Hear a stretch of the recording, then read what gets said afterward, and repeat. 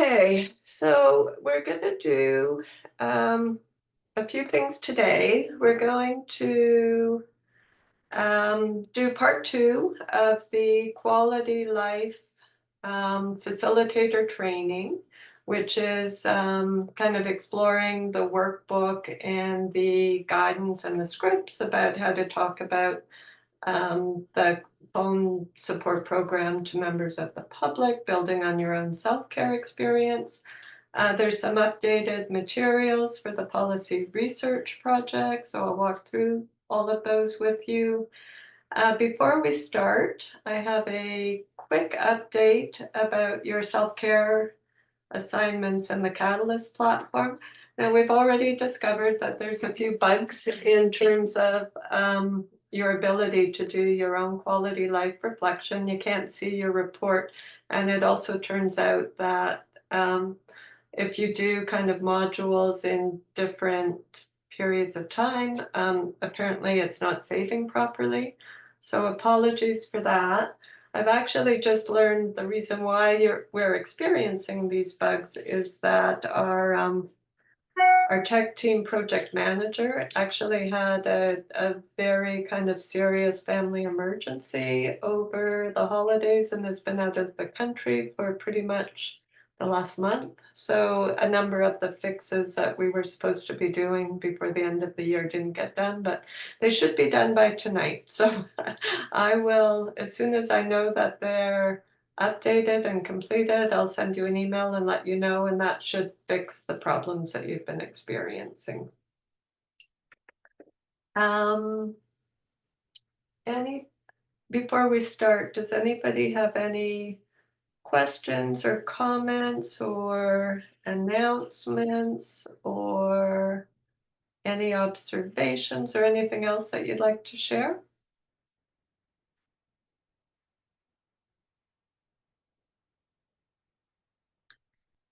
Okay, we're good. I also emailed you and updated in the Google Drive the different working documents that we have with your availability, your individual selections of projects organized by list of intern names, as well as then the similar list of project assignments organized by project number, with also then the selection of topics for those of you working on public delivery of the education program, and the selection as you're starting, for those of you working on policy research, the selection of your demographic, your policy topic, and target audience. Again, just so that you know what everybody else is working on and opportunities for collaborative work.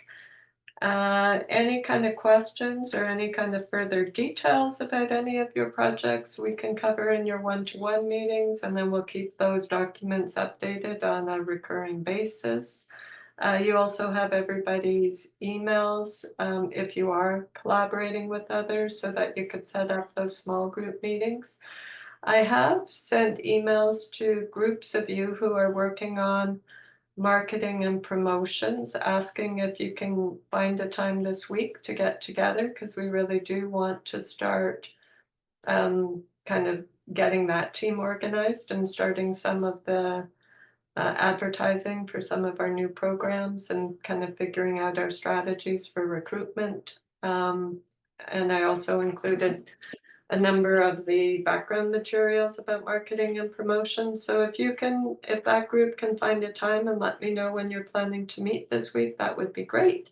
I've also set a request for those of you working on the launch of the new Connection Cafe programs, specifically, to the South Asian community, maybe the adults and seniors, and then maybe a second South Asian Connection Cafe for youth. If you could get together, and then I'll invite our colleague Massa to kind of share her experiences with Persian Cafe, etc. And we'll figure out dates and how to get those meetings launched. So those are two things I'd like you to work on. I have sent materials for some of the other project assignments, like the population scoping ROI. I'm still working on materials to start assigning some of our program evaluation projects. So hopefully I'll get better organized about the series of program evaluation projects this week. Um, I think Sana had a question about whether we use HPCO Teams to set up your kind of a small group collaboration, or whether you kind of figure out your own mechanism to do that. So in the past, we have kind of put everybody as a team on the HPCO team site, but then I haven't this year, but I guess I could if there's a strong consensus that that's what you'd like to do. But I didn't because in the past, kind of it seemed to work out better for teams just to figure out their preferred way of collaborating together, whether it is kind of using your own Teams through school or Google Meet or whatever kind of mechanism works best for you. Because I think that there were some issues with some of the emails getting you all set up on HPCO Teams. So if that works, I'll just leave it to you to figure out. But if you need access to some of our other kind of platforms or sites, let me know and I can figure that out. So I don't know, was there anything anybody wanted to ask about that? Does that make sense, Sana? Okay. Any kind of general questions that aren't specific to your own assignments that anybody wanted to talk about before we move on to the actual training parts of today's session?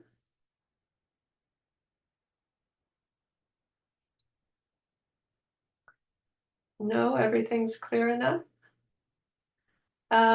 Generally, just in terms of progressing through the orientation materials, are things starting to kind of fit in a little bit better for you, make a little bit more sense? Are you kind of connecting to the background and, kind of the flavor of the work that we're prioritizing for this coming semester? Yeah? Anybody have any comments that you want to make about what you've learned so far or how you're making sense of it?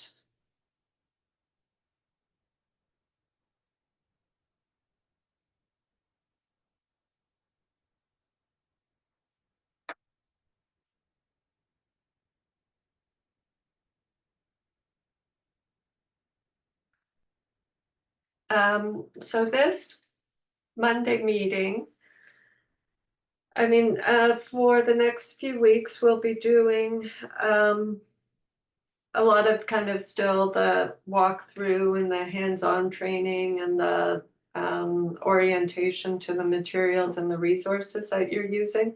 But after that, the space is really for reflective learning, and it's for kind of making sense of the work together and sharing comments and observations and things that you um, feel you have learned or experienced and you want to share with others, again, so that you have that sense of both learning, the application of it to your future career pathways, and that feeling of having a conversation with each other, not just in your one-on-ones with me about the specific content of the work.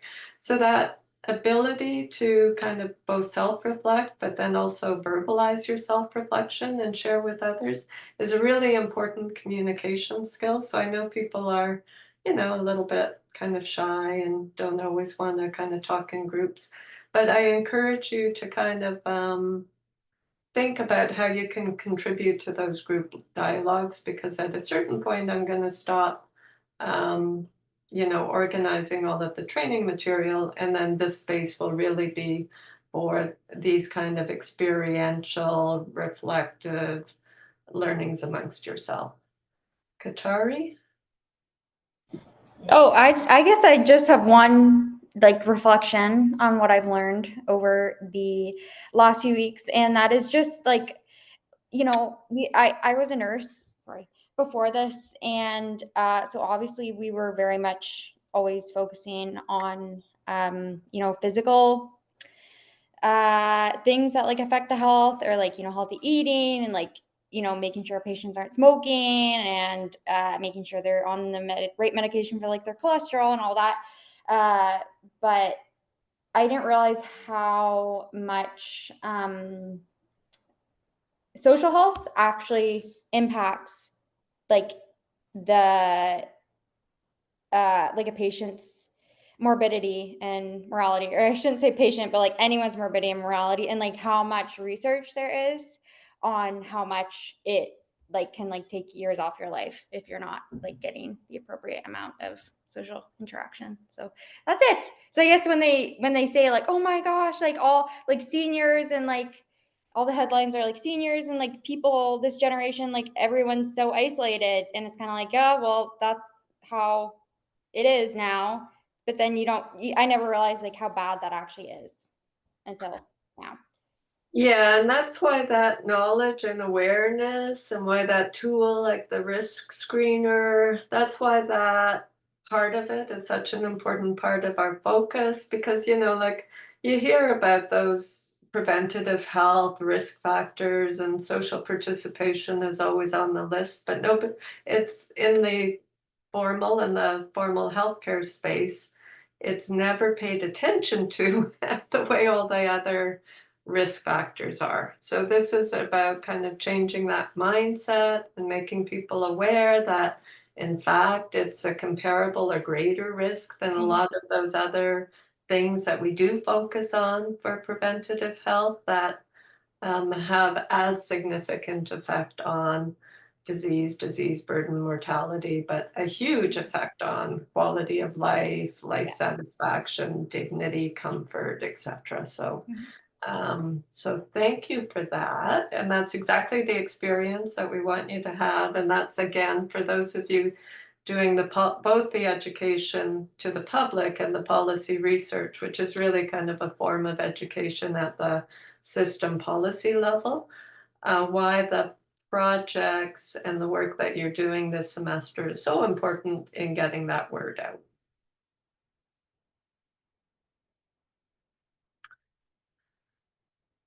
And Sana says that the stretches have gotten me into doing them every morning, so that's also great. Thanks for sharing that. Um, Jesse, I know that, uh, oh, and Farhat's here as well. So at a certain point, because Jesse and Farhat are both kind of leading the work on managing the activation resource library. And I haven't sat down with you to kind of really talk about what that means, but I'll try to set that up shortly. But there's tons of kind of stretching activities, or mindfulness meditation type of activities, or gratitude type of activities. There's lots of little 3-minute lesson plans in that activation resource library. I'm thinking that as part of your work on the index itself, that you might want to prepare a 3-minute activity as the kind of the warm up for these group meetings, and practice leading them in upcoming weeks. Does that make sense to you? Do you want to take a shot at doing that? Yeah, And then sure. we're Or oh, it's you said a 3-minute activity warm up for these meetings, right? yeah, 3 to 5 minutes. Yep, that's fine. Okay, that's great. And if you don't, I mean, it can be a resource from the library. It can be the kind of public video on YouTube, the kind that I show in these meetings. So it really doesn't matter, but it should be related to some aspect of social, mental, physical. But as we know, there's so much that's related to that you have wide scope. And also Jordan and Anika are kind of working on our fitness program. So maybe if you're interested in, doing your own kind of 3 to 5 minute fitness warm up 1 week, this is a good group to practice at, just in those kind of really quick micro doses of, kind of stretching and kind of paying attention to not just kind of, especially those of us who sit all the time and lead kind of like very sedentary work days, getting people kind of thinking about getting up and moving and stretching, etc. Okay. So with that, we will, any other last comments or reflections?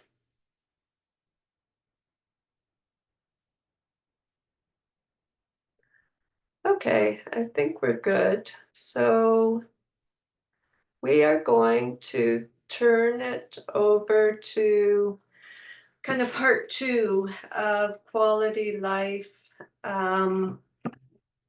program, facilitator training. So part 1, and again, apologies for the, kind of the glitches in the platform, but part 1 was going into the Catalyst platform and doing your training assignment about the social health risk screener, and then doing the quality of life short reflection, and then looking at that community connections modules. So as I mentioned, we've kind of shifted the community connections, and the way those modules were constructed is the form of the program that we used to do when we were working with hospice in the original WEC pilot study. But we've kind of updated it since then to try and focus more on what we're now calling quality life conversations, and to figure out how we can do it in the shortest period of time for people that are either kind of working independently or feel like they don't want to make a long-term commitment. But knowing that the same modules can be stretched over multiple weeks for people who want to spend more time. So anyway, that flavor of, but the content is the same. We've just reorganized it slightly differently. So what I want to do today is to walk you through how we've reorganized it, and the workbook and the guidance documents that we've constructed for you to be familiar with in terms of the delivery of that program and our suggestions for delivering it to the public. Now, there is a little bit of follow-up work that I would like you to do, and I will leave it to yourselves to organize this. So I'm going to do a walkthrough, and we're going to look at the training slides, we're going to look at the workbook, we're going to look at the scripts. As follow-up, I'm going to ask you to do some practice with each other in terms of role-playing, one of you being the person who delivers the program, and one of you kind of playing the role of the client, and then switch. Or if you don't want to do that, then perhaps practice with a friend or a family member or somebody who would hear your practice. Now, you don't all have to do that. So some of you are focusing more on the delivery of that phone support program, either for a program evaluation role, as we're kind of organizing the program evaluation study this coming semester, or just kind of the social works students more in just kind of the nature of those interview and delivery skills. So for those of you who are planning to focus on that as one of your projects, I really encourage you to do that kind of role playing in the practice. But in order to prepare you for that, we're just going to spend today doing the walkthrough. So I am going to first kind of pull up the slides, and then after that, I've sent you 2 documents, and they're also in the Google Drive material, but for the workbook and the guidance. But just let me get set up.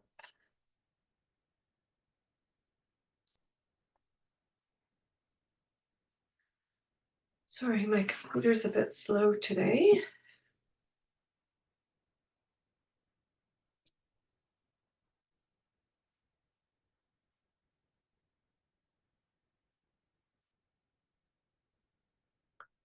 Okay.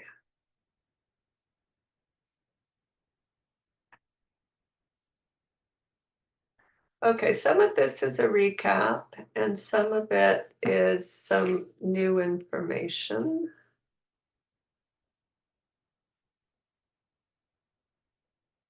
Okay, so again, and you've seen this in the background material, but why?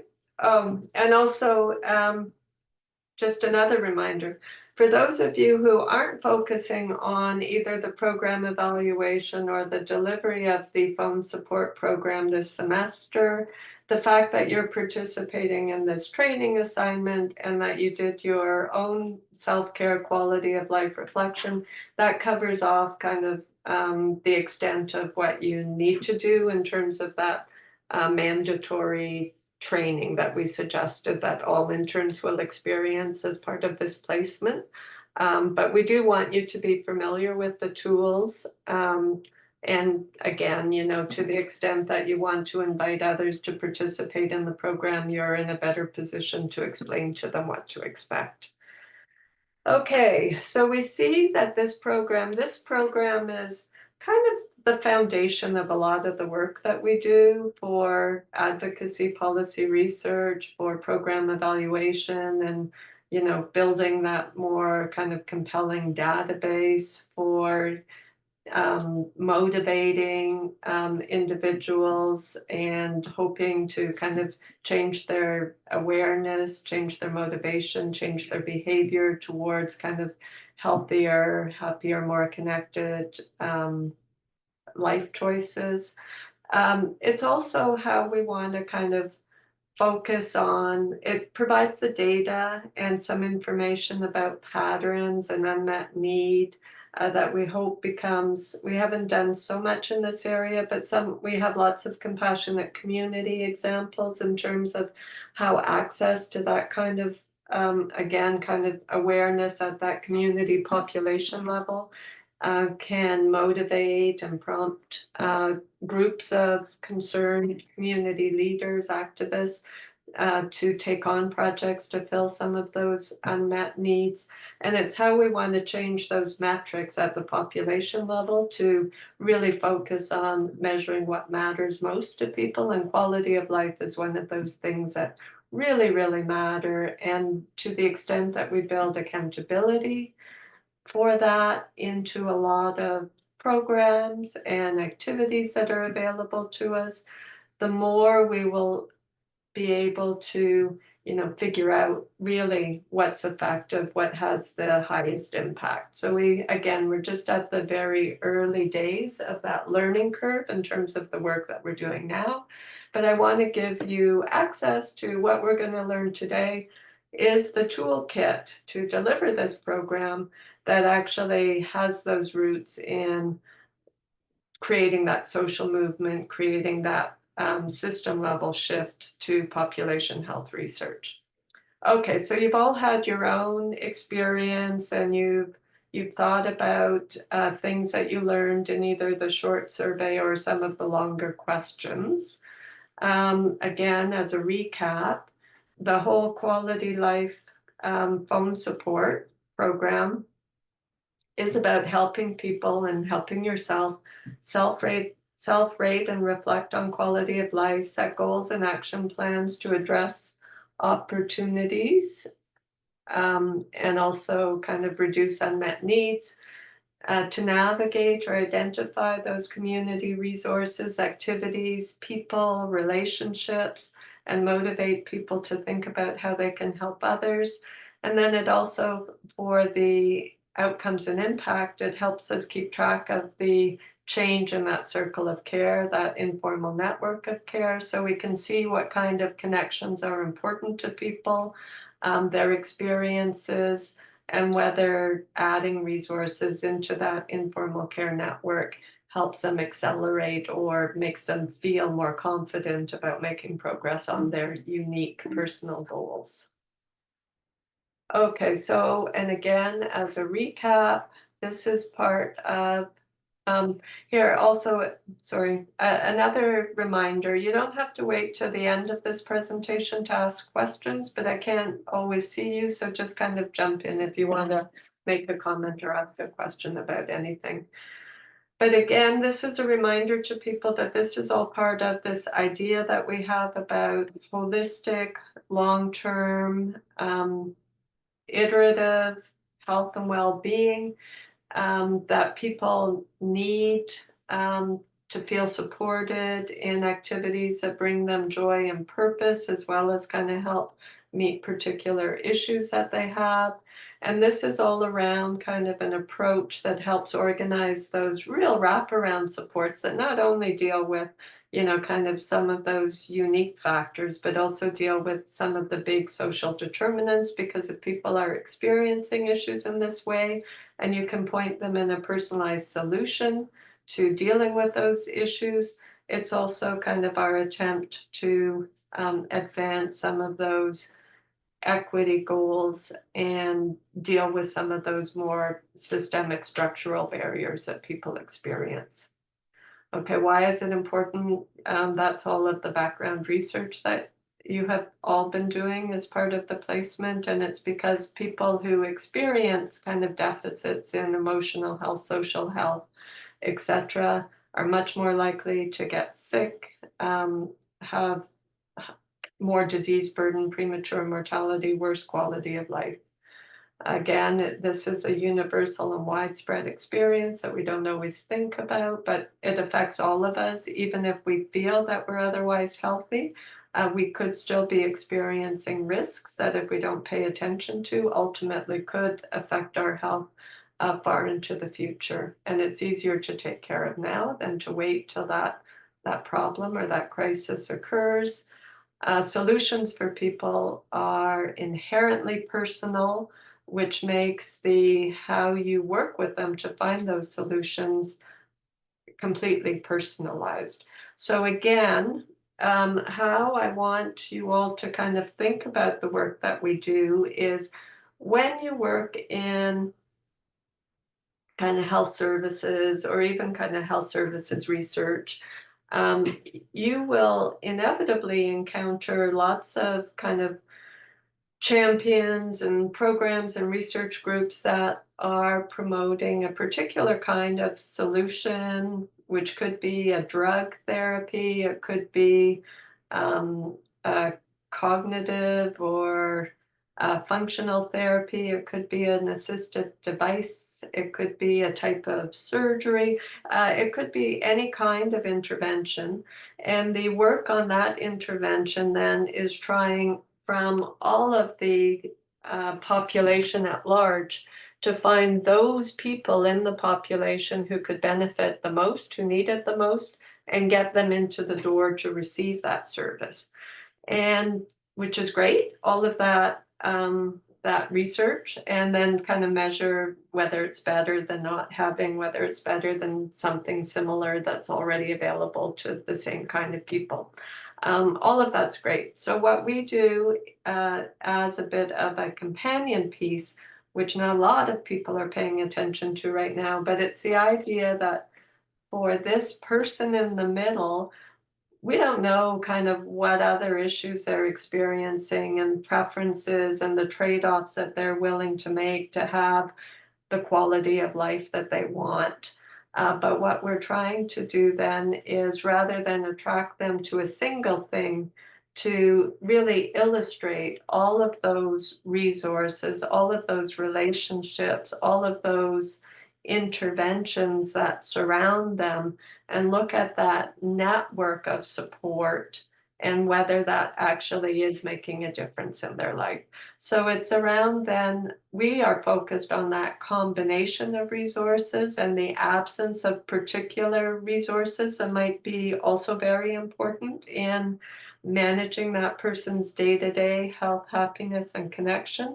Well, a lot of other interventions out there are really just looking at the effect of kind of that single thing that it has on the person. Both are important, but again, there's fewer people looking at that network of approaches than there are looking at kind of the efficacy of single type programs. So if that helps you understand the work, it's really kind of then looking at not just relationships and activities, but really it's kind of that combination of everything that really serves that person's health and well-being at the best. And that's what we're trying to optimize. Okay, so how do we do all of that? That's through our quality life support program. And again, the way the program works is that we train volunteers or students like yourself. For those of you that will go on to work on program evaluation or delivery, we'll match you to participants. You'll have that series of conversations in 3 or more modules. You'll produce a personal report that surfaces opportunities for goal setting and action planning. You'll work with the person on finding those resources, those interventions that might advance that goal, reduce that unmet need, take care of that risk factor. And then we'll do some program evaluation, interviews and surveys and analysis of pre and post to figure out what impact all of that has.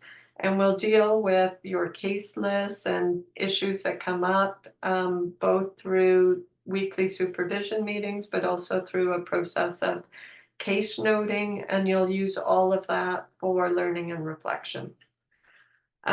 We keep the case list. There's a bunch of stuff that we do at the back end about keeping the administration documentation, and we'll also use that for program evaluation purposes, but you will assist that by managing your own call log, etc., but we'll go through that with you.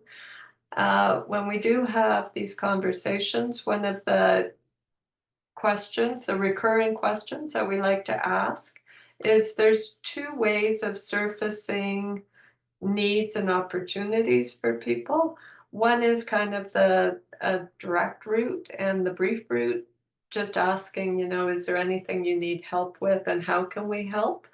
And if that comes up, either in response to a direct question or in any one of the conversations, we give you a little bit of a log to keep track of that so that it's almost like this running list. So that's one data source, and a lot of programs, kind of stop there where they would ask people, what support can we provide? What help do you need? And then do the information referral navigation process to respond to those requests, again, which is great. But not everybody is really comfortable or really kind of able to articulate some of these kind of what more existential challenges or barriers that they might be experiencing in their day-to-day life. So we don't stop there. We go through this other process of trying to dig deeper and get at some of these root issues that also, like loneliness would be an example of an existential issue. So often, if you ask somebody what they need help with, they might say, oh, I need whatever. I'd like to learn about an activity in my community. I'd like information about where I can go swimming and if there's any free programs in my area. That might be kind of like a practical example. Or for health services, I might say something about, I don't have a family doctor and I'm not sure about the process to find one. These are kind of much more transactional things that it's easy to do some quick research and respond to, and that's great. But it's less likely that somebody would say, I need help with my feelings of loneliness, unless, and again, that's why through the conversations and the questions we have with people, if that surfaces as a risk factor and now they're aware of it, it's a lot easier to have a conversation with them about why they need to deal with this risk factor and what they can do about it, where it might not come up just kind of off the top of their head. So the first conversation that we have with people is a module, and you saw this in your community connection survey as well, but it's a module called What's My Story? And this again there's lots of clues in the way that people tell their story. For our purposes and for the purpose of population health research, there's also some really good information in how people tell their stories about some of those socio-demographic characteristics. So we can look at some of those equity concerns. We could look at some of those common group level experiences, some of those patterns of unmet need, again, all to prompt a richer community development experience. But the My Story module has been designed to follow the thinking and the rationale of personal narrative as a therapeutic benefit. So it's not because we're providing that counseling or that therapy to people. It's because this process about thinking about their personal narrative and sharing that with others has been demonstrated to have a therapeutic effect on people. And some of those upcoming programs that I've shared with you, there are programs that organizations like Health Story Collaborative run, and they're very big in this kind of personal narrative storytelling space. And it's around how using language and thinking about life experiences, not in a way of everything negative and all the problems, but thinking about those coping strategies, thinking about what you have done to successfully come through that experience is really helpful to the person, but it's also helpful to that peer network who have then those kind of examples of people with lived experience to draw inspiration from, to find comfort in that feeling of you are not alone, again, which is all part of good social health. So by asking these open-ended questions about, memories, things that happened in your past, life history, but also kind of challenges, etc. We hope to draw some of that information out about people. Again, some people might be really shy. They might not, especially if they don't have a relationship with you on the first call. We think the My Story is a good icebreaker because people kind of are in control of their story. A lot of people like to tell their story, but some people, they won't share that with you if they don't have a relationship, and you won't get much out of them in the first round, which is okay, because again, people engage in these relationships at their own pace and with the degree of comfort that they feel is intrinsic to their nature and their character. So what you might find is that as they get to know you, and if you do spend a bit of a longer period of time with them, that they'll share more of your story over multiple sessions. So again, it's a way of just reminding you that if you hear something that relates to one of those My Story questions, you always have the option of going back into that My Story template and adding more to it. Now, we do ask, again, some people who really like to have conversations will just kind of take a very simple kind of open-ended question and just kind of give you a lot of information all at once, which is great. Some people will need kind of those more specific conversational prompts and will respond to a much more specific question. Whatever works for you and your client is fine. But we will be looking at all of that narrative afterwards and then parsing it back into answers for the questions in the workbook, because that's the best way that, again, we can do the analysis of what issues surfaced and whether there's a change over time in the level of a person's tone or optimism, just around hopefulness. So that's all the stuff that we get out of the My Story. There are questions about mental and emotional well-being that we cover in that baseline quality of life short survey, which is gives us insight into the person's state of mind.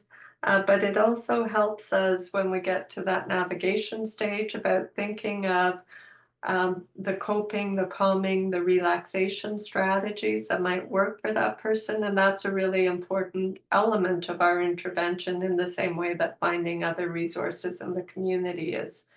So social well-being is part of the module that we call Who's in My Circle. There's all sorts of questions about what do you like to do, who do you participate with, what kind of community activities do you do and how often, who do you trust, etc. So all of these questions give us insight into friendships and relationships, good and bad, what the person likes to do and would like to do more of, and the frequency of that kind of participation. So loneliness obviously is an outcome or a trigger that might surface through this conversation module.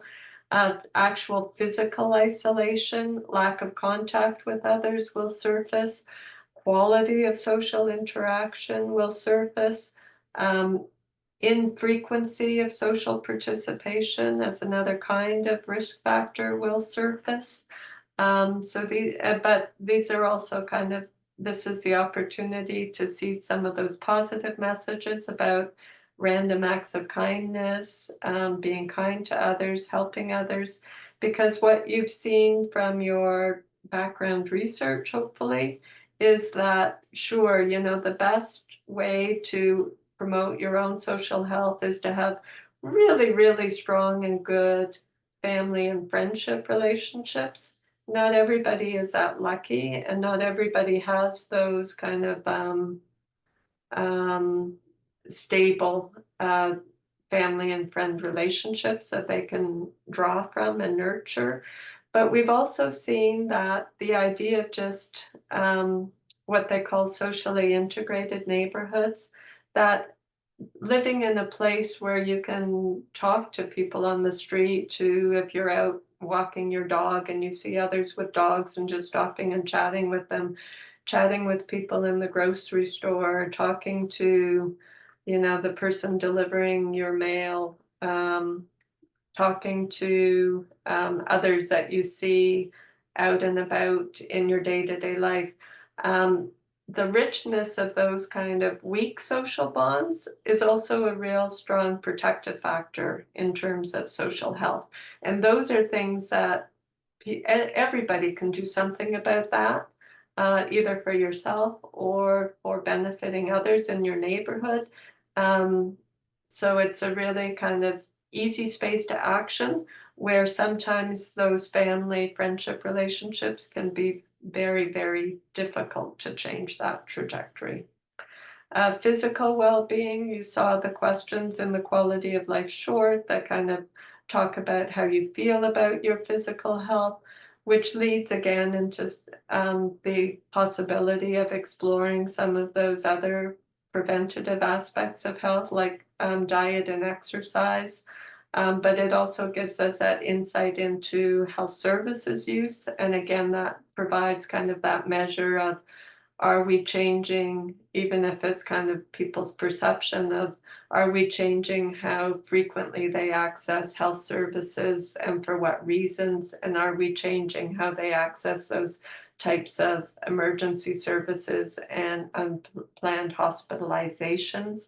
Again, the research shows that often that's for social reasons, or at least kind of that length of stay is longer for social reasons. And if we can shrink that, that's kind of the big economic driver of, seeding this kind of program at a more system level. The purpose and meaning we cover in the well-being index, and again, the type of interventions that kind of follow from that, if people are kind of struggling with life satisfaction, is around looking at activities like gratitude, like positive behavior, educating themselves around some of these issues. Again, here's another opportunity about giving back to your community and building that kind of self-esteem that comes from building on your own kind of skills and talents in terms of support to others. So there's ways that we look at those unmet needs in that sense of spirit and spiritual well-being that lend itself to motivation around and awareness of opportunities for healthy behavior change.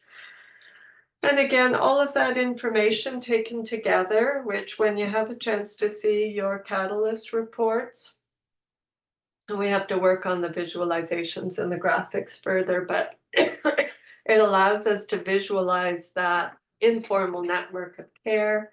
And as we say, that is the first element in motivating a person to both be aware of the importance of that network to their health, but if that network isn't working for you, to experiment with different strategies, different kind of little boxes in your network that might change the trajectory of support so that you feel like your network is working for you, and it's all kind of aligned with, again, your personal goals or that personal experience of what's most important to you, that you've got the support you need to cope, to manage, to deal with these opportunities, to deal with these issues, that moves the needle on healthy behavior and moves you towards kind of that sense of well-being, and that you are living as happy, as healthy, as connected a life as you possibly can at this stage in your life. We do ask people about goals. Again, it's kind of like the story. Some people are very comfortable thinking about what goals they have. Some people aren't. So we also can express this in different ways depending on the comfort of your client. We can talk about wishes, we can talk about aspirations, we could talk about what you would like to change, what result would you like to see that would make you healthier and happier. There's lots of ways of trying to kind of unpack that and get to a sense of purposeful, meaningful change, again, to motivate that person to want to do something differently in their lives themselves. And then we document the goal, and there's guidance. Again, you'll see when we get into the workbook part around prompting people not just kind of to set a goal in the abstract, but to think about goals in terms of whether they're measurable, whether putting some timelines against them, kind of documenting them to the degree that they're more likely to actually follow through with them. And all of that together will generate kind of that next stage of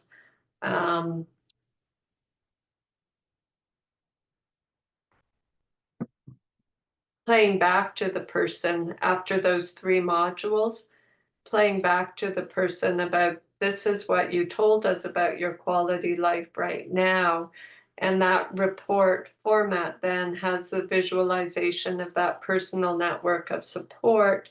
It also has a section of the report that's called possible concerns, and anything that triggers in any of those preceding questions about physical, mental, social health, and wellness, anything that triggers, and we'll show you kind of how those triggers are generated a little bit further in this presentation, but anything that triggers comes up in a possible concern section, either as a rising concern, a yellow risk, or a red concern, that how you answered this question indicates that you fall below kind of what's considered the normative population value for a healthy response, and that you should be aware of that because maybe you want to think about things that you could do to change that. And then it gives some very generic feedback about things that you could do. But the second part of the program, so this would be kind of call 4 in our call support program, is about the support that we give to that person in the navigation action planning stage. So I know that this was very quick, and you'll see kind of in more detail about kind of the scripts and how to prompt these kind of conversations when we do a quick walkthrough of the workbook and the guidance document. But before I move on to kind of a quick overview of the action planning stage and the metrics, does anybody have any questions or comments just about those conversational modules at the front end?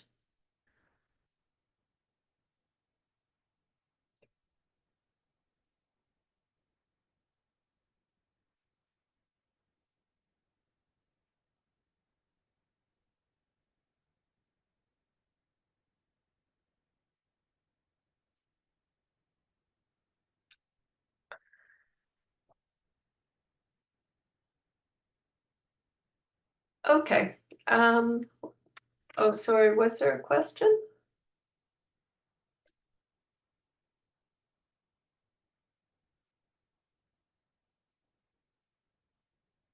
No? Okay. So then the next stage of this, and eventually, we'll have the help of the computer doing more of this for us in the same way that it generates the concerns and the feedback. But right now we do most of this manually. So we do a process and there's kind of specific worksheets to do it, but we go back into the personal report when it's generated. And there's a specific way that we look for clues in all of those preceding conversations. So basically, the clues are anything the client said they would like help with, any activities the person said that they would like to do more of, any goals that they identified, any red or yellow alerts that suggest or are indicative of unmet needs. Anything that's identified in that personal report goes in that column of basically kind of target areas for action. So these are all things that if we can offer a little bit more information about possible resources, relationships, self-help strategies, education, etc., and the person's motivated to take the next steps and follow up, should possibly make them healthier and happier. And again, there's just kind of a process of reviewing with the person. So it becomes kind of less this kind of abstract body of information, but reviewing with the person how these clues provide the opportunity for very specific action planning to improve health and happiness. And this again is the opportunity to talk about those desired results. So what would you like to see different in your life a month from now, 6 months from now? Because everybody's pathway, like, sure, you could tell anybody what you think that they should do. They're not going to do it. It's around trying to make it really kind of personal for that person and get them to want to change and to make sure that the result that we're focused on with them is something that they find personally meaningful. And you can't do that again unless you ask them and you give voice to their actual experience and that actual meaning for them. So once something is listed on that target area for action, our navigation strategy and our tools are to try and find a range of both informal plus formal resources in order to deal with that target. So, and then to look for different channels to do it, because again, some people like to go out in the community and join programs and groups. Some people don't. Some people are kind of homebound and spend a lot of time in their homes or apartments, not physically with others, but it's still important for us to offer options that are actionable, but still kind of meet that person in the space and the place they are so that they could, again, kind of take that next step. So we look for channels that could be in person in the community or in kind of, the program room in their building if they happen to live in a building that has that kind of program space. But we also look through virtual like this, video meetups or phone channels for those people who can't get out. We look at education, community activities, formal and informal.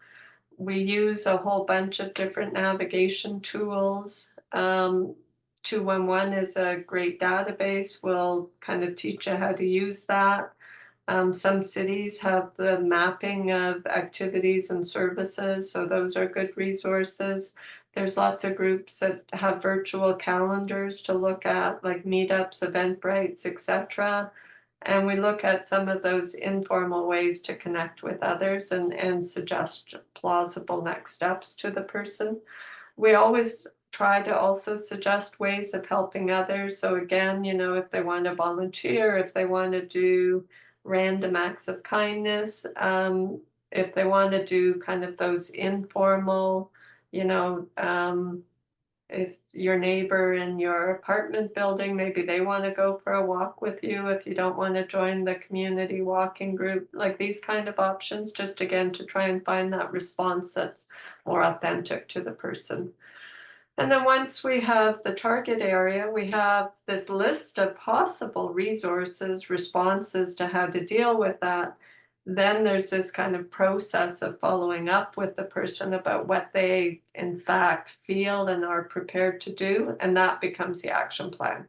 So the report eventually, there's a lot of, kind of background work that goes into forming the action plan. It's not as simple as, this is the clinical pathway, these are the recommendations. It's a lot of kind of working through that motivation and that personalization to get to something that's more authentic and meaningful for the person.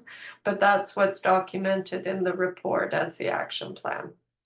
So again, like all of that personal report and that action plan follow-up is around nudging people to do more, to do what matters most, to maybe do things differently in their life if there are areas of concern. And even if there's no areas of concern, just even thinking about how to maintain as optimize kind of current health, make progress on those goals to accelerate that feeling of happiness, well-being, life satisfaction. The pre and post measures, the statistical effectiveness measures that we use is that we redo that quality of life short, the baseline, after kind of basically, kind of in that 3 to 6 to 12-month period and see if anything changed in how that person perceives their physical, mental, social health, and well-being. And then we, again, you'll see this in the report, but at those group levels, those community levels, we use all of that data to talk about these different categories of quality life outcomes. So self-rated health and function, mental health, personal well-being, social support, loneliness, community participation, social contact, physical isolation, healthcare use, and sometimes those health-related behaviors, diet and exercise, etc. This is what on the report, what the alerts and feedback look like. So, and the type of flags that are available in terms of physical health, well-being, social support, loneliness, community participation, social contact, etc. So we try to plain language it, but there's a statistical measure that's kind of built into the coding formula as well. And from those measures, we probably will change the graphics a bit, but we try to score those kind of reports and give them back to the person as feedback in terms of a dashboard so that they have this sense how they're doing right now in terms of overall health and well-being And where there's kind of issues that generate those kind of red scores or yellow scores, again, hopefully that motivates them to dig deeper into the navigation and action planning opportunities to address those. And part of our measures is the experience. Did people enjoy the process? Did they learn anything? What did they find helpful? We use all of that as qualitative data. And then again, we need to do more work on this, but the opportunity we have is to aggregate those results at these kind of subgroup levels and compare how people are doing based on different characteristics, association with different organizations, etc. So that is the program in a nutshell, and how the conversational modules really drive the entire program delivery and all of the program evaluation and population health research we do afterwards. So that's kind of the high-level overview of everything. I'm just going to talk very briefly then about some of the skills and the competencies that you need as a facilitator or a program evaluator to deliver that program. And then we'll get into the more granular instructions in the guidance document and the workbook. So basically, the whole program is about, this idea of you being a health and wellness / social connection detective. So again, it's the knowledge, unlike a lot of clinical interventions from the services down, we're not trying to find a solution that fits the target population that is eligible for our solution. We're trying to find, for each individual, their own personal solution. So there's millions of solutions possible because every person has their own network. It's around the emphasis is exploring and surfacing that range of options, because once people see that they have choices, they're more likely to make a healthy choice for themselves. The idea that we need to surface options in different mediums, in-person, phone, virtual, because not everybody, even if there is a program available, not everybody will want to join that program. If you have good ideas or kind of a particularly interesting challenge that you have encountered, to share your experience. And if you don't know how to handle a particular issue or need that surfaces in those conversations with your client, ask others for their ideas. So the big part of this program is about you being in charge of managing those healthy boundaries. So it is a relationship-based care program. So it's really important to establish that trusting, healthy relationship with your client.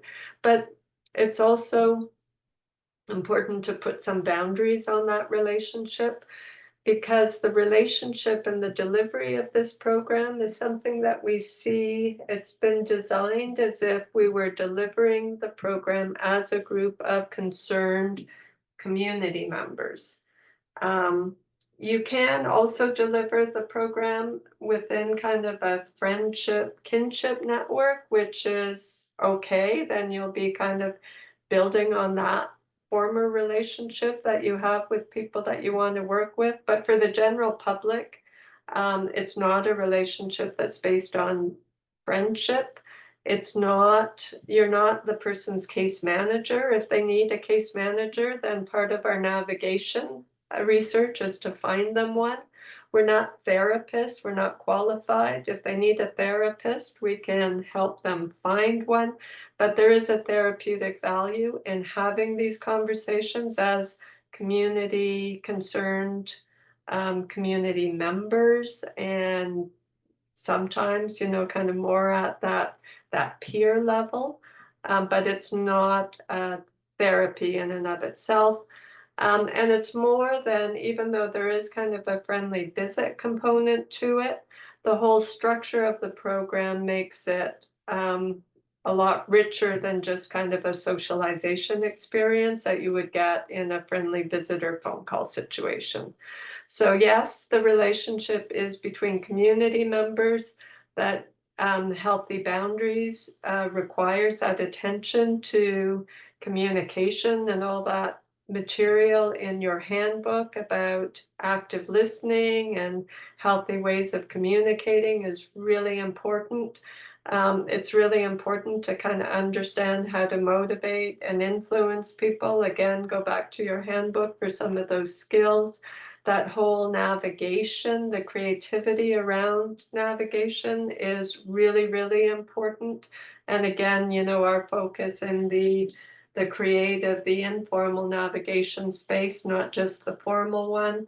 Sometimes, you know, helping people broker relationships with others, again, like therapists, case managers, if they have problems with relationships in their own personal life, you know, kind of helping them educate themselves about how they can manage those relationships. That's all part of our focus, but we don't step in and become that kind of support for them because it's all around kind of getting them to a place where that support network is built around them and we drop out. So we're the catalyst, we're not those ongoing supports for people.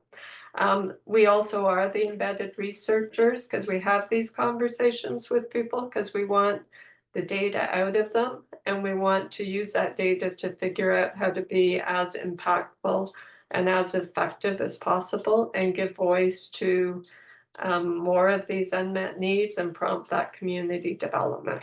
So that's all what we get out of the relationship and how we work with them. But it's really important to kind of keep that in mind as we work with people.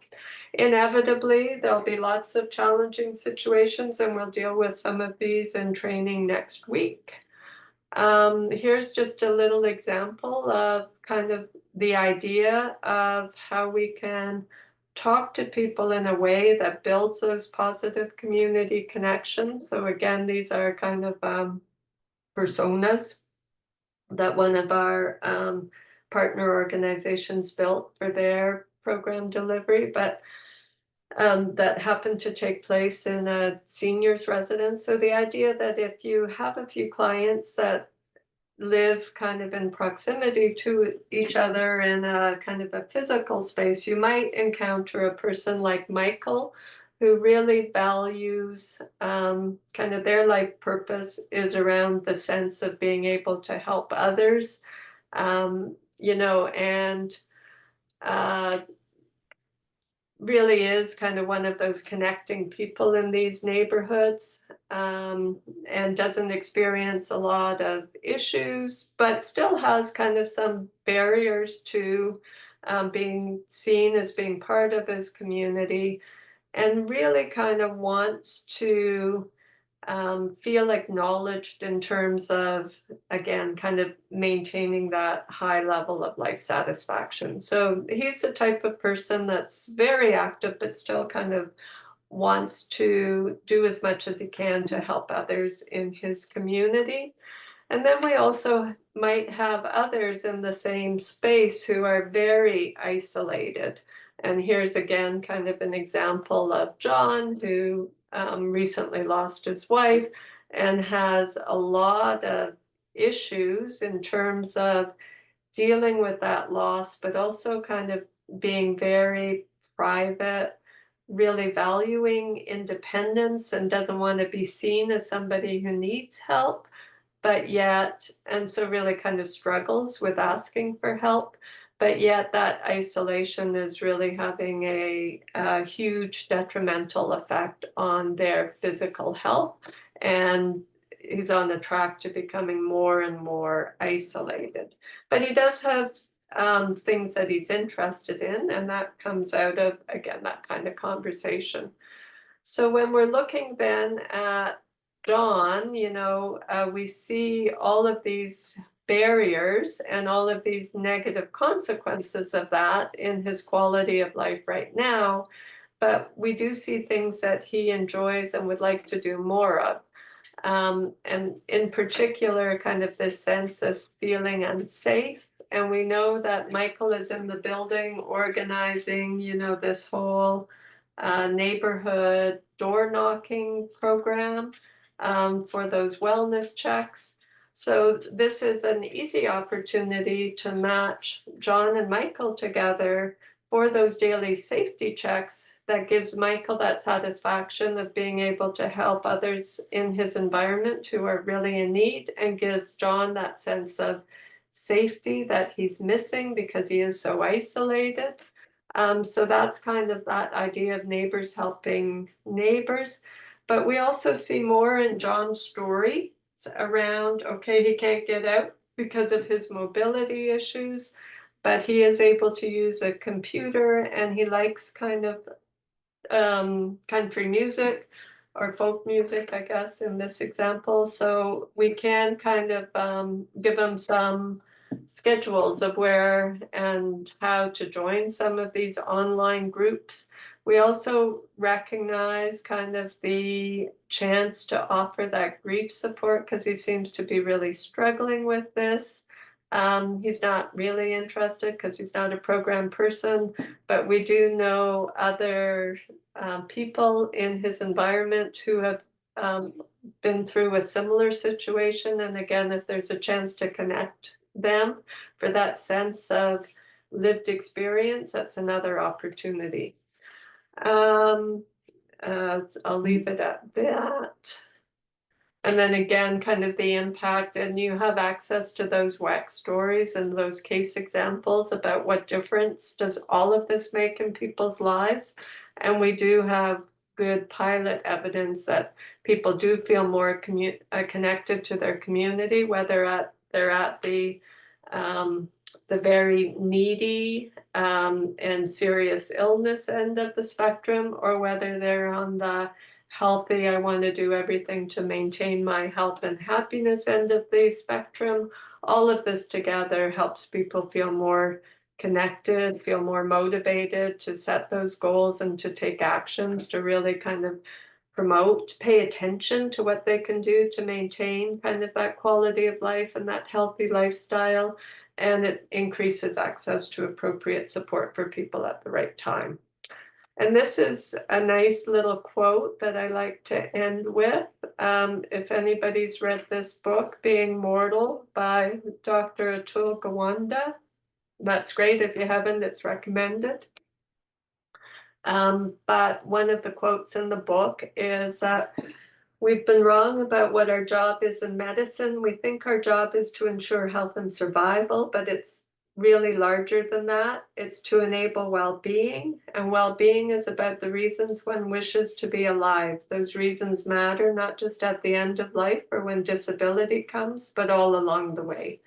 And that's what we think this program is attempting to do, to kind of figure out or help people kind of figure out those reasons for themselves and pay attention to things that matter, so that they've got the resources, but not just the resources, kind of the skills and the supports that they need to move ahead with all of that. And I will stop there. For the big overview. Okay, so I know that that was kind of speedy, and you might have to digest and pay a little bit more attention to it. But does anybody have comments, questions, reactions that you want to share? I had a quick question. Yeah, of course. So I'm just wondering, for the phone calls that we do, say if I was talking to a person and you had mentioned about like connecting them to a caseworker if they need, or a therapist, would the onus be on us to then like research therapists and caseworkers in their area, and then the next phone call kind of give them the option there? Yeah, and that's when Health Info Line 211, those kind of resources are really helpful.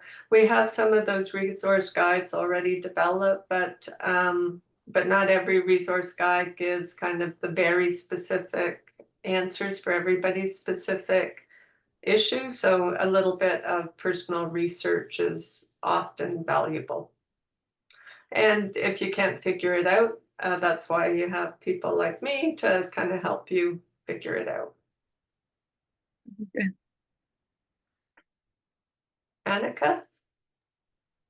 Yeah, I was just curious about the community connection between like John and Michael, for example. So, like, I was just trying to understand how would they be connected. So, Michael would be like a client that we're talking to, and also John, and you would like connect them together.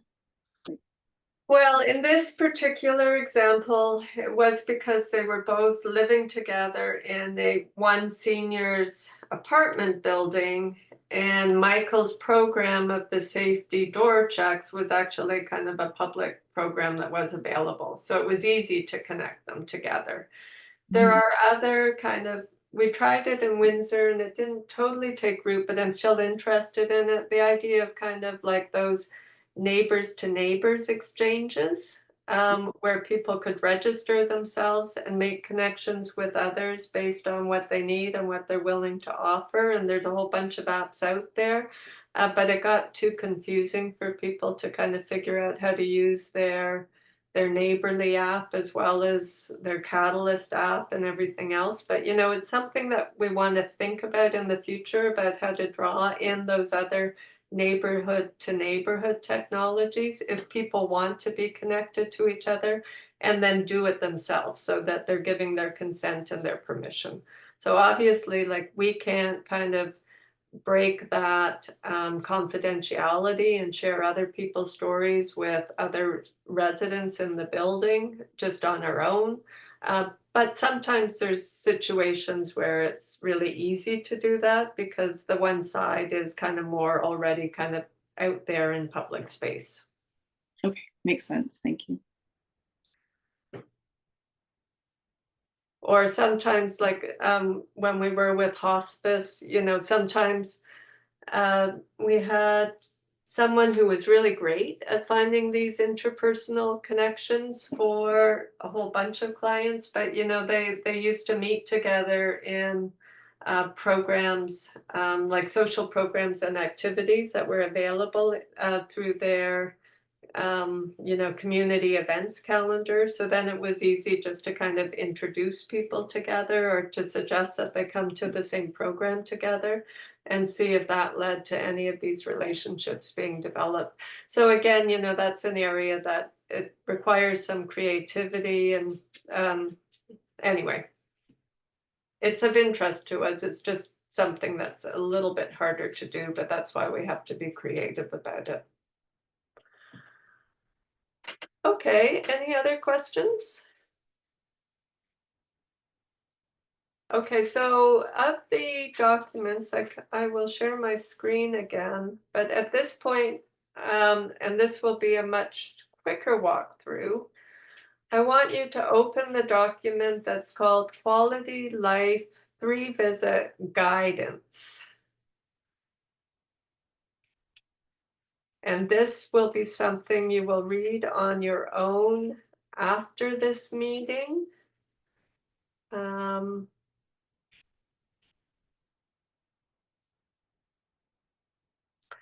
But this is how you turn the program design that we've just walked through with you into actual specific ways that you could engage people in these conversations and figure out how to, you know, kind of make it relatable to them.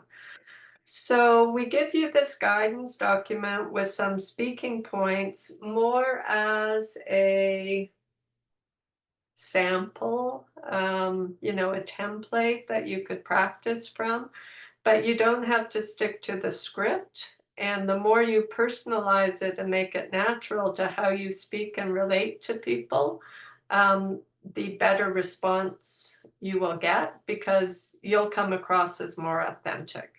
But this is just so when you read it, just kind of think of this as the starting point for how you can encourage people to share all of these insights about their life with you and build that relationship with them in hopefully ways that they find trustful and not too intrusive.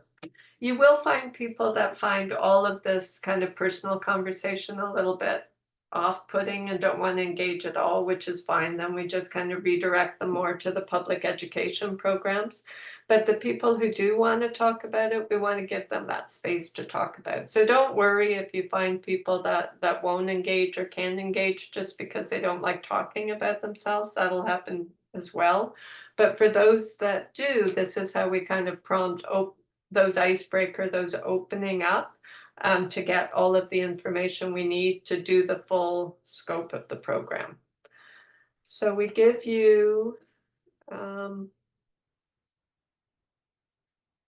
here, just information about what the program is about. We give you information about, I had mentioned in your quality life in the project overview that you'll be opening up a workbook for each of the clients that you're working with, and you'll be saving it.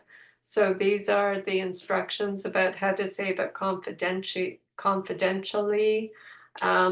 None of you have access to sync yet, so when we finish the training, we'll go through kind of how to put you on sync and where to file this information, so that, again, it's another kind of platform we use to store kind of sensitive personal information, so that you could do your case noting, etc. But anyway, we'll go over that later.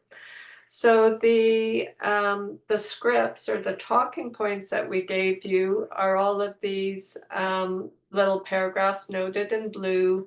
And as I mentioned at the beginning, your homework assignment, should you choose to accept it, is to find a buddy to pair up with and do some role playing about the scripts. So either a buddy within this group of interns or somebody else that you want to work with in your personal life, but just kind of don't just read these points, actually speak them out loud, as if you were talking to a client. And you'll find things, especially if your client kind of gives you some challenging questions back, you'll find things that either raise questions or don't sound natural to you. So this is your opportunity to naturalize these speaking points and make them personal to you.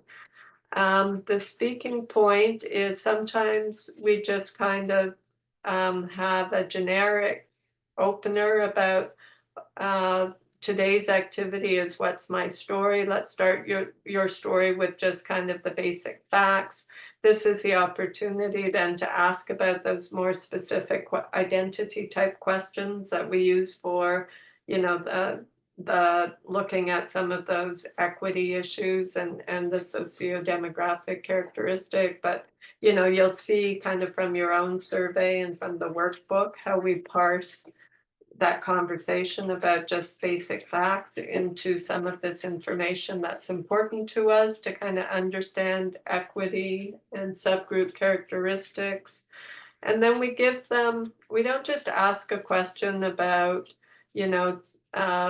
tell me about your life history, unless we also kind of try to explain to the person why it's important to talk about, this as a topic. So we try to give you, just a tiny point you can introduce around the value of talking about these questions. So again, life history is, and life history and storytelling is an important tool to make sense of our lives by allowing us to reminisce, express, reflect, affirm our identity.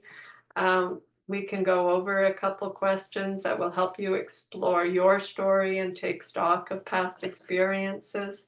So, if you're comfortable kind of speaking like that, that's great. If you want to change it for something else, that's fine too.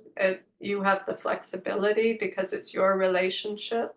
But again, but the idea is to not come across as an interviewer, not come across as, kind of, you're the expert and it's only the person who has to tell you information, and from their perspective, it might be going into a black box.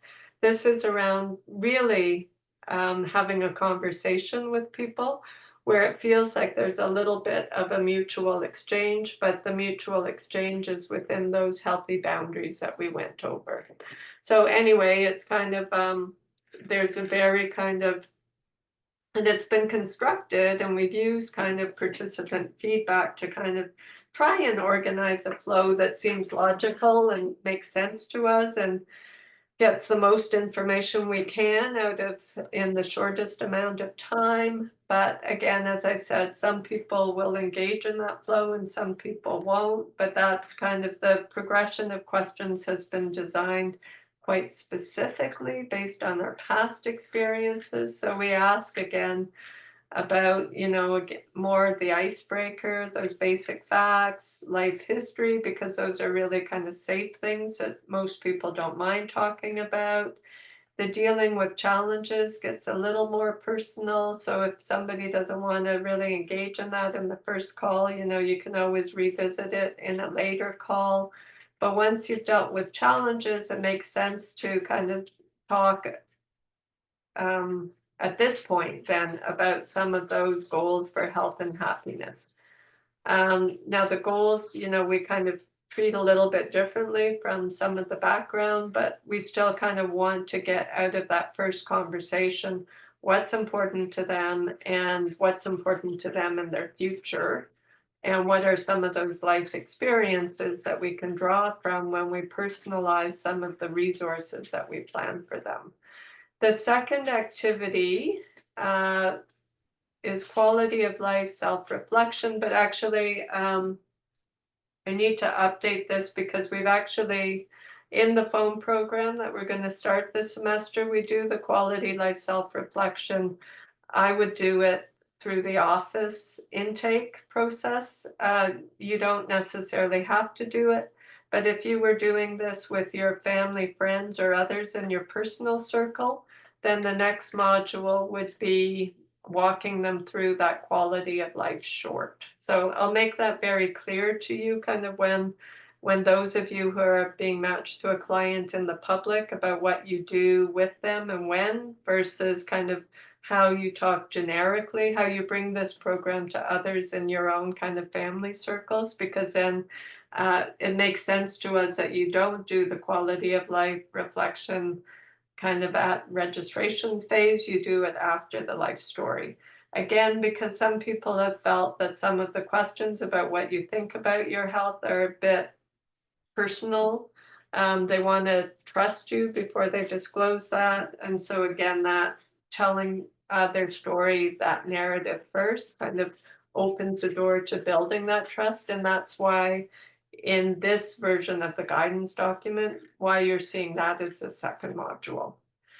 But we also talk about not just kind of the health, the wellness, but then also kind of some of the very quick kind of baseline social connection issues, around loneliness, and then some of the personal well-being index.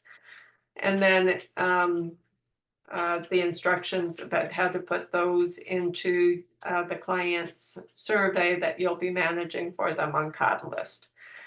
So then the next conversation 2, is about who's in my circle. So this is all of the information we need to build that personalized social network for them. And then ask and give them some information about why we're having this conversation with them. And then just kind of prompt them. They'll either talk about it already, which is great, or you'll prompt them by asking some of these questions about people close to them, people they trust, providers or programs that they're connected to, how frequently they get together with other people, how frequently they do different kinds of community activities like religion, sports, recreation, etc., what they do for helping others. And we kind of, if you're with a person over the phone, it's harder to do, but you could be doing it for them or in kind of these group experiences. People can be doing it together, in yellow as if the person wants to be drawing this out themselves. We give you a way to do that, but we don't build that into the phone program as much if it's not really appropriate. So that's optional. So anyway, and then we also give you a speaking point for winding up the session and kind of reminding them about when you'll talk to them again next week and what you'll talk to them about.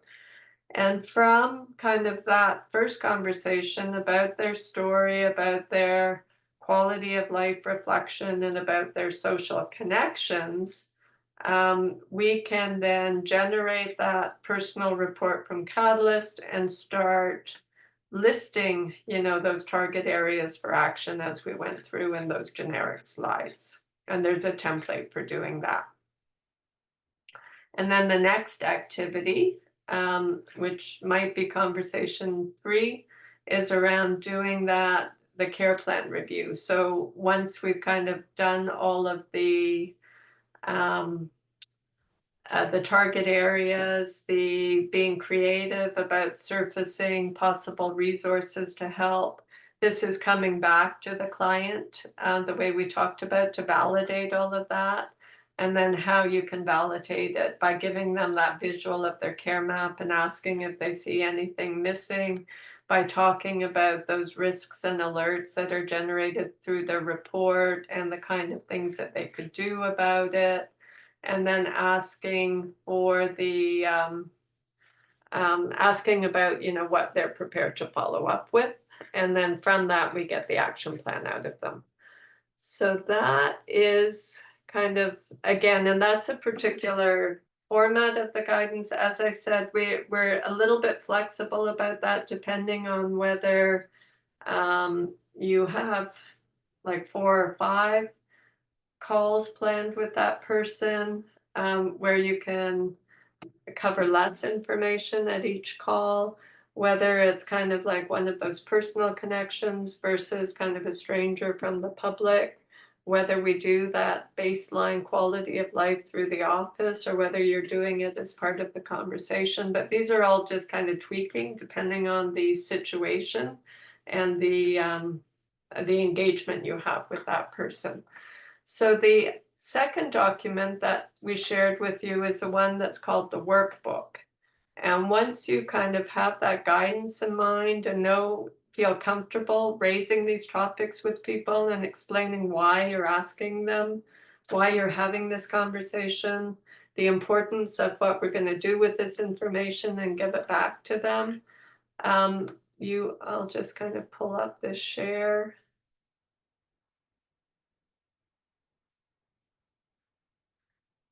You'll be saving, each client will have their own workbook. And again, this is the 3-call version, but we might have like a 5-call version or whatever version it is. But each client will have their own workbook. And then each of those kind of modules that we just went through, you will be taking notes in this workbook. We also ask you, the phone subscription that we have creates a transcription of that call, so you don't have to spend your whole call taking notes, because the transcription will be available to you afterwards, and you can look at review the transcription to transpose those notes into the workbook. So don't worry about kind of the flow of the conversation. Go with the conversation, because the transcription becomes your note taker, and then you can just extract what you need from that transcription in order to answer as best you can the data that we're really interested in for doing the program evaluation and the population research.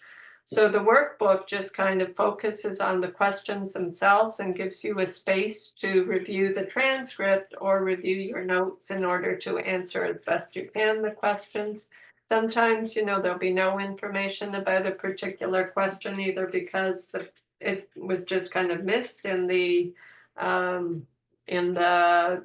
rest of the vibrant conversation that was taking place. So it means if something's blank, you could just make a note of it to ask them about it the next time you talk to them.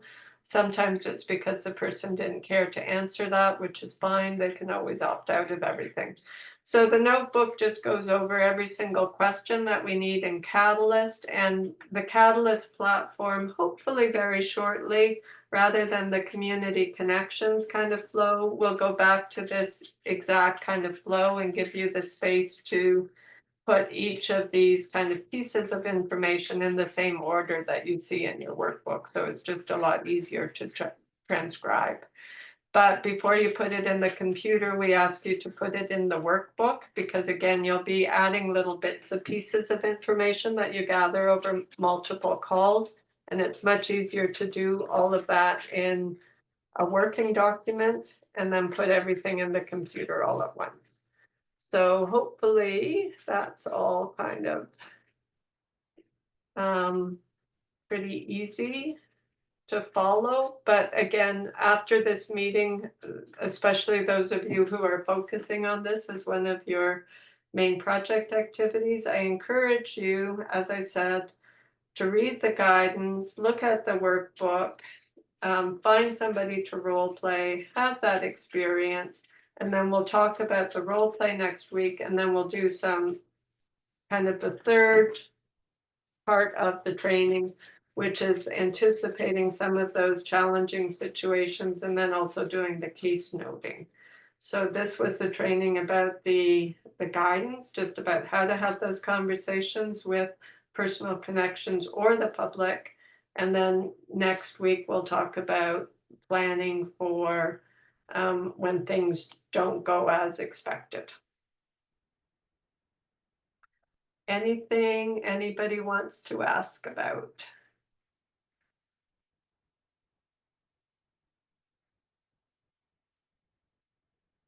We're good? Okay, so we'll review next week whether any kind of questions come up in your follow-up review. In the last 15 minutes of this meeting, I also wanted to go over policy research for those of you, especially for those of you who are working actively on your policy research projects right now.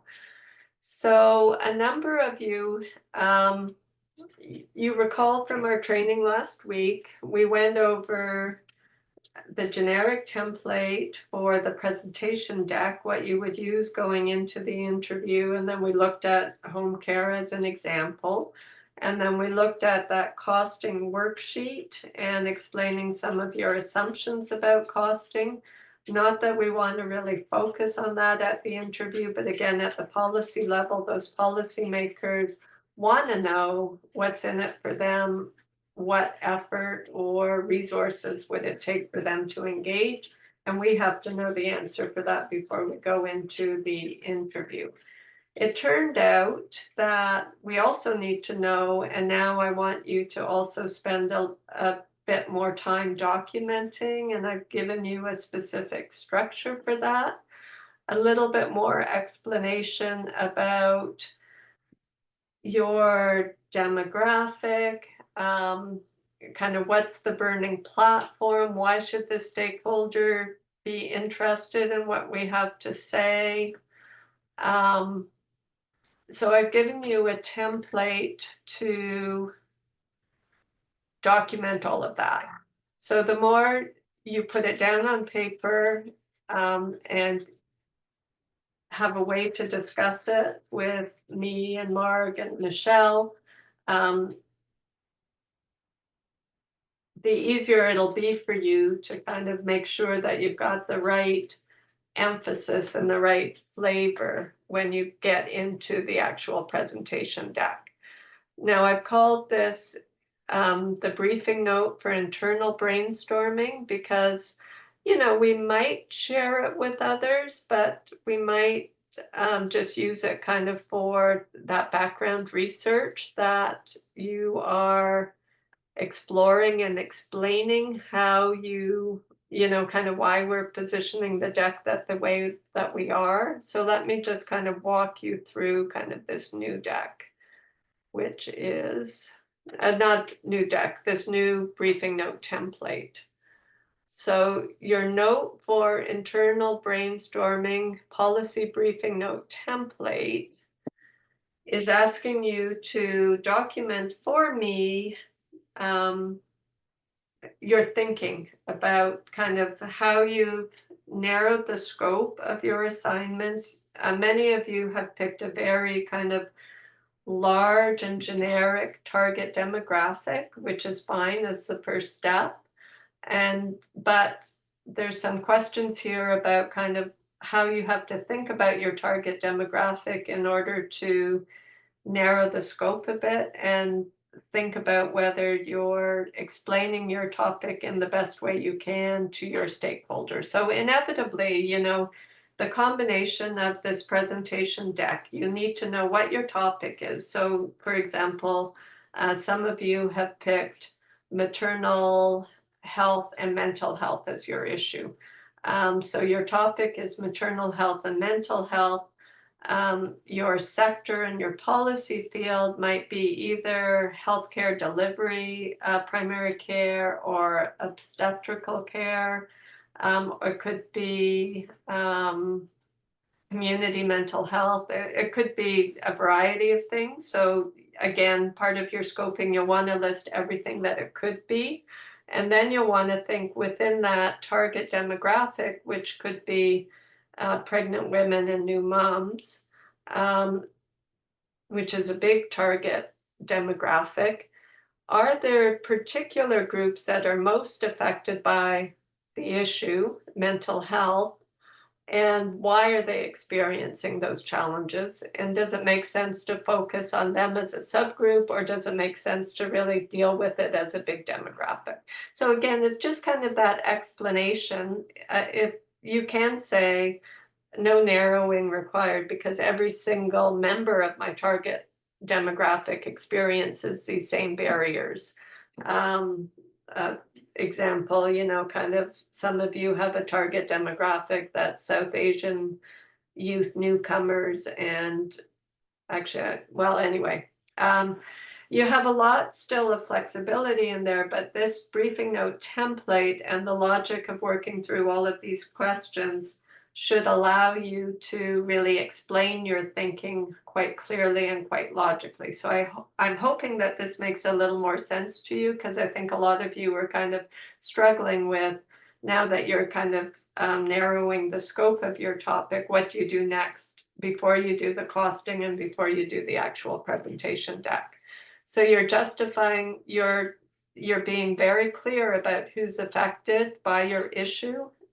Mental health, nutrition, whatever your issues is, in loneliness, whatever it is in your topic, you're looking at all the possible policy level stakeholders that you could talk to and who is already involved in the issue and listing them all, because again, if we have limited time and effort, we want to talk to the people who are most influential and most impactful. And your kind of review of the stakeholder landscape will allow us to do that.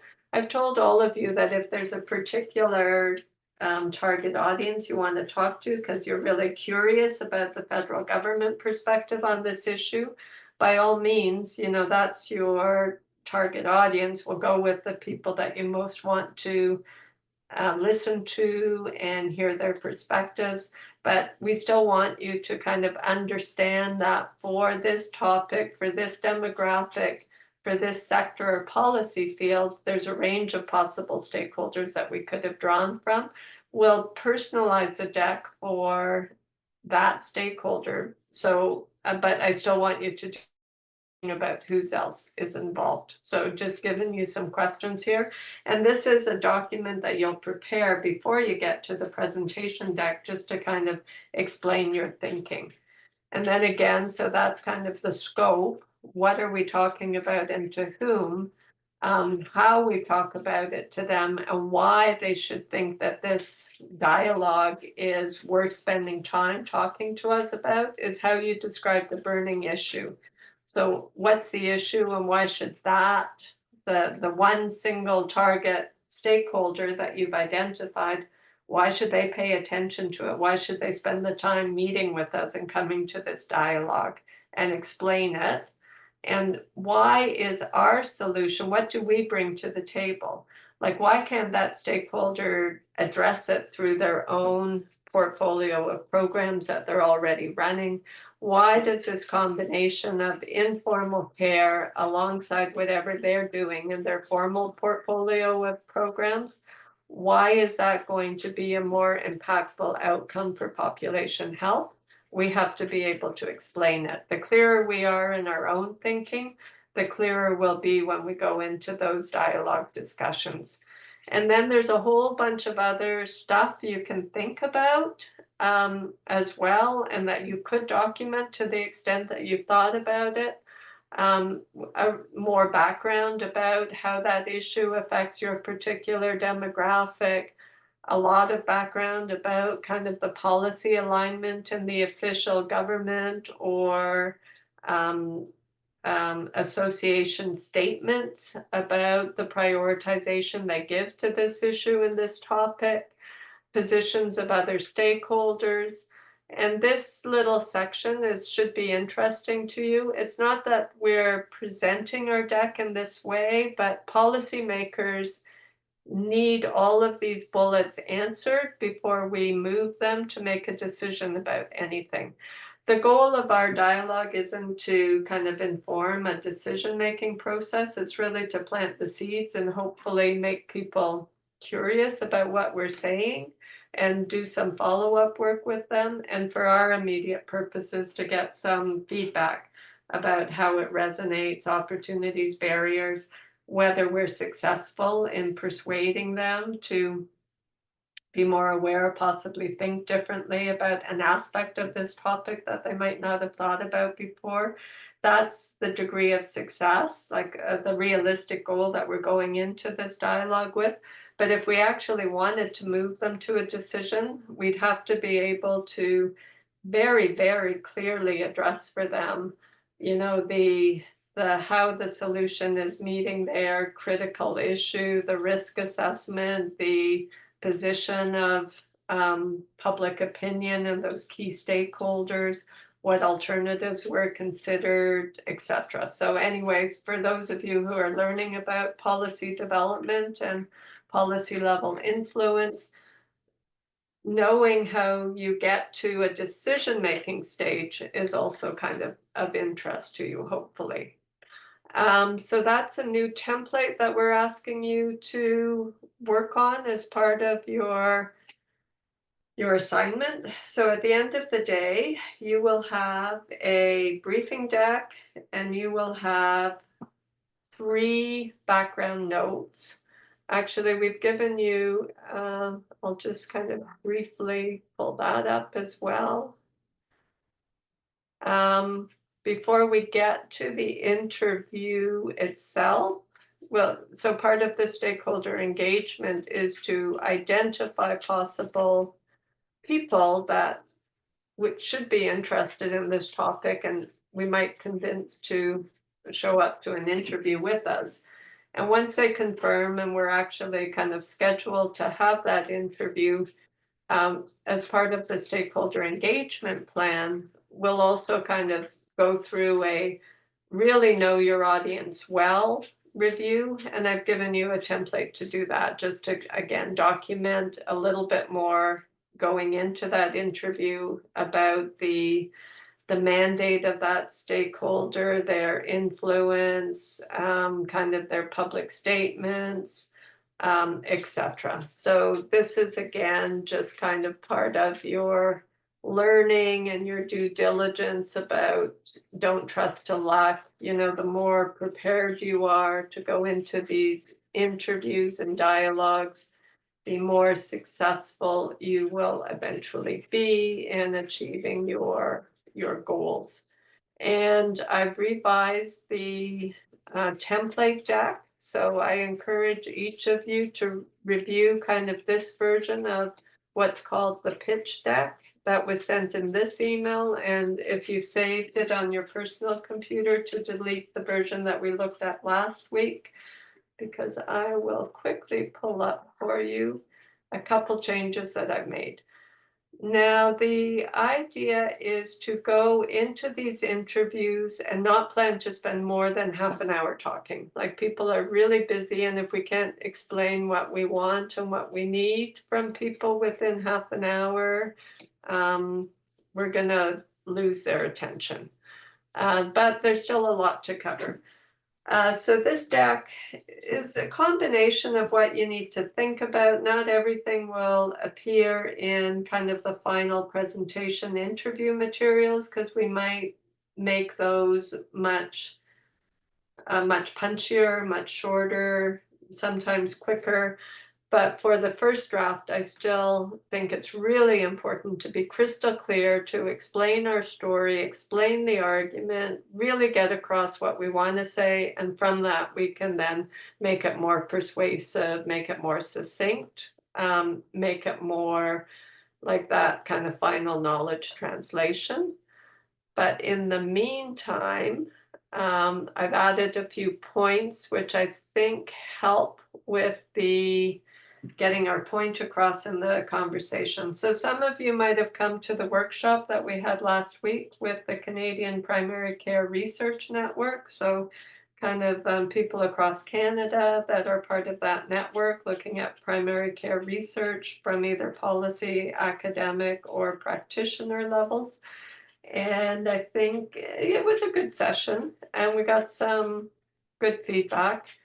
And I think we learned a few things around trying to improve the argument. So some of these things I've built into this deck. And it's still, as I've explained to all of you, it's a work in progress. So this is not an assignment where we're teaching you how to do something that we've successfully done. I've told all of you that you and us are part of the same learning journey. We're figuring this out, and every opportunity we have to do one of these interviews, we learn more about persuasiveness and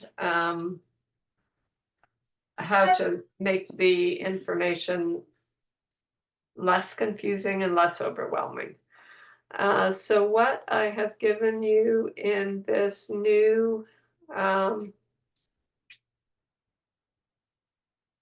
I'm just going to, I know we're at the kind of the end of our session, but I'm just going to highlight a few things that are new in this deck compared to the deck we looked at last week.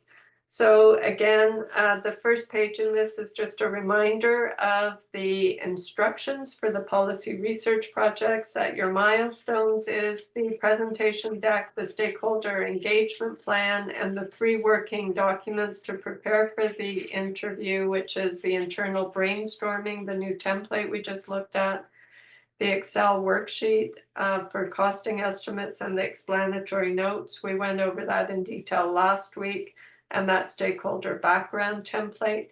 Now, anybody doing this project has a choice of looking at one stakeholder, or you could look at multiple stakeholders from that list of all of the different types of stakeholders who are implicated in the topic, in which case you would do more than one stakeholder background.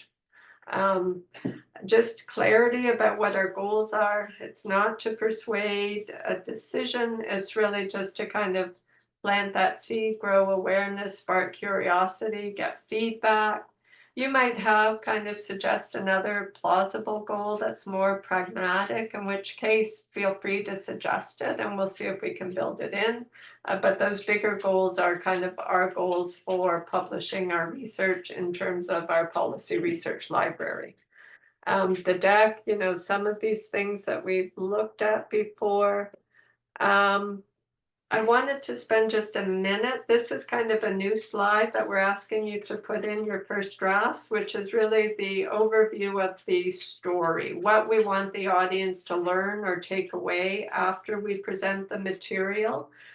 And we want this to be crystal clear, because we're finding our audiences are still very confused about, you know, what we're talking about and why we're talking about it.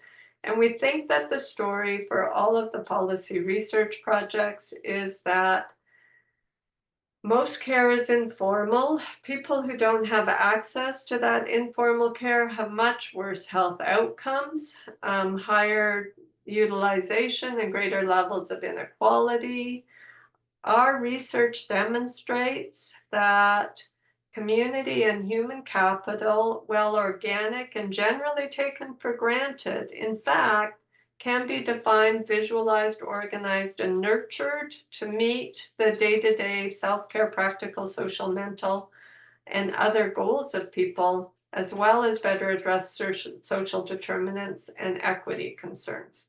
So the idea is that there are those resources out there that can be organized. We never think about it, but to the extent we organize it, people will be better off in all of these areas.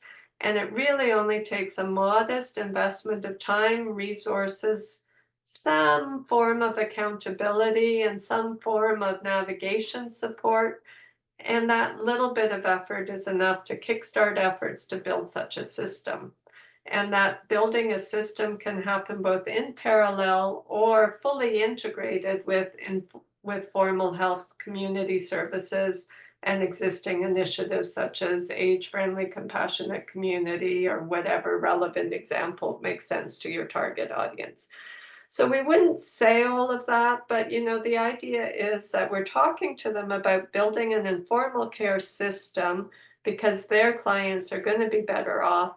And we need to talk about how it can be organized and kickstarted. We're not just talking to them about how they could do their jobs better or differently. And I think we want to say something like that up front because people go into this thinking that we're trying to tell them how to do their jobs, and we're not. So we want, to put that out there right at the beginning. To the extent that a system is built to support informal care efforts, people across the life course will be healthier, happier, more connected.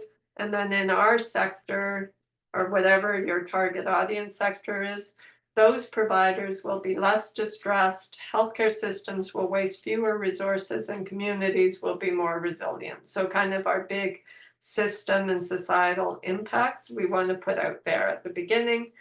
But this conversation is about early, meaningful actions you can take now that will move the needle in this direction. So the system is not going to be built overnight. We're planting the seeds, we're moving the needles, we're taking those early steps. This is a low-cost, low-risk proposition with significant human and public value upside. So we'll simplify all of that, but I want all of you to be very clear about our story before we go into these dialogues. All of this stuff we've covered before. This is kind of, if it doesn't work to have the tree, we also, when we asked you to do the risk segmentation, this is kind of the little triangle that you use as a little bit of a guidance for doing that risk segmentation. We also kind of built in, and we introduced these kind of at the primary care research networks, because if one of our goals is to talk about those early catalyst actions, we're kind of thinking that there's 3 primary actions that we really want to plant the seeds with people. One is that the need to pay attention to the client's, patient's social health and the value of making those informal care networks visible around people and around their challenges and around their goals.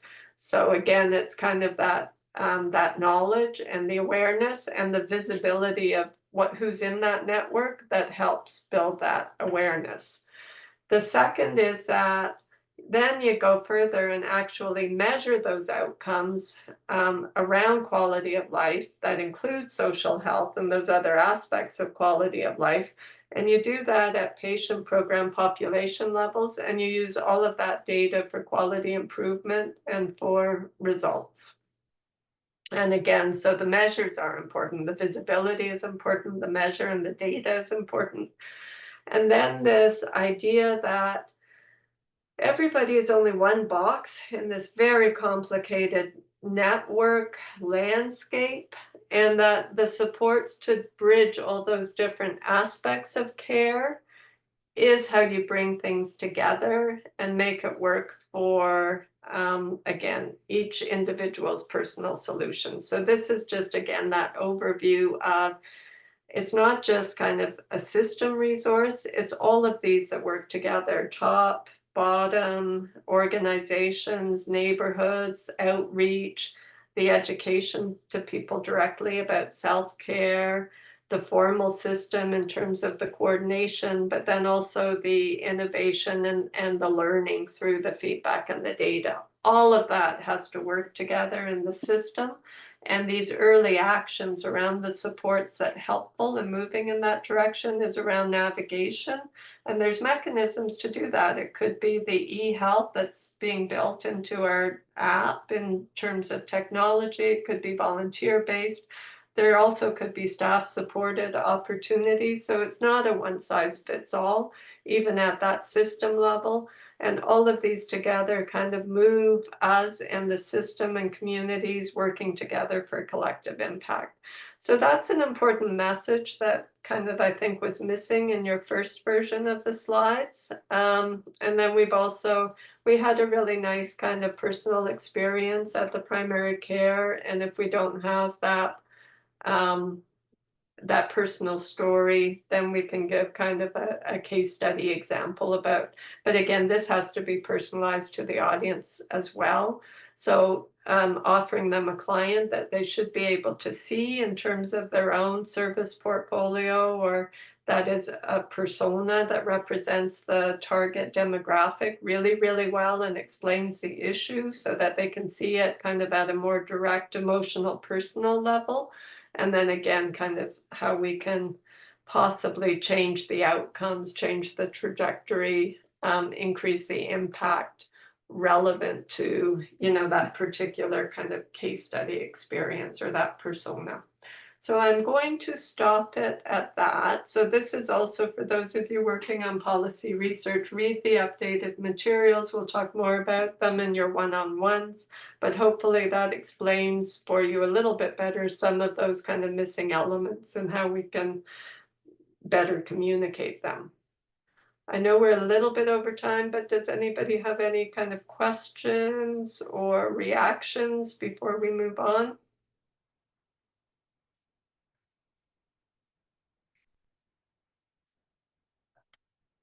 Okay, does it make sense? Is it, again, like, is that hopefully becoming clear? Okay, some thumbs up. Okay, great. So again, as I said, this is work in progress from your side, from my side, all of us working together. The more questions you have, the more opportunities it provides to explain, clarify, develop kind of a more precise speaking point. So it's great to ask these questions and to, share whatever might be confusing to you, because if it's confusing to you, it's going to be confusing to somebody else as well. And our job is to figure out, that's the knowledge translation piece, how to communicate persuasively, give a lot of information in a very short period of time in a way that makes sense to people. And again, as I said to all of you, I recognize the challenge. So, it's something that we'll work iteratively through and we'll do the best we can. Okay. Okay, so then that's it from my side about the training. Any last comments or last questions before we leave?